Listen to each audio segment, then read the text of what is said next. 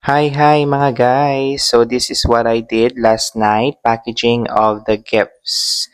So meron akong bibigyan nito in school. Well, I'm not expert in wrapping gifts, pero try ko yung best ko para mapack tong mga gifts na to. Of course, there's someone hoping for this, kaya dapat natin na i-wrap talaga. At syempre, dapat matapos ko siya mga guys. Kasi medyo late na ako natulog, kaya dapat ko na talaga tong matapos since na marami pa akong i-wrap. Because tomorrow is another work na naman yung ating gagawin. Bali, 2 gifts yung natapos ko dito and worth it naman yung aking pag-wrap. And satisfied naman ako sa aking wrapping skills. And putting up scotch tape all around. So, ipapakita ko sa inyo mamaya yung outcome para makita nyo na rin mga guys kung pasado ba o hindi.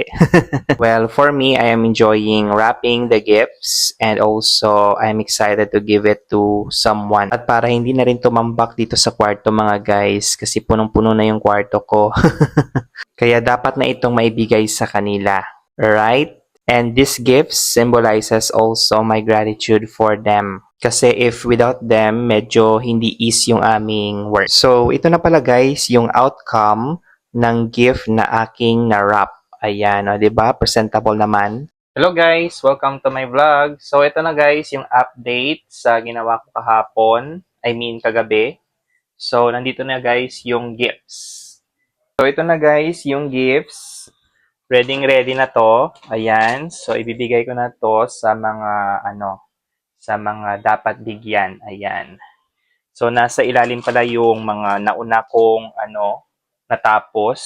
So, syempre, merong plastic para hindi mabasa.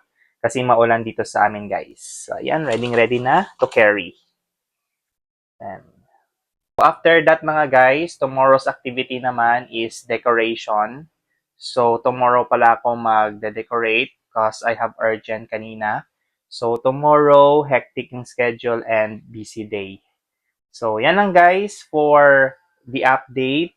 And tomorrow is decoration na tayo and preparation for the Christmas party for the learners or for our pupils. Ayan.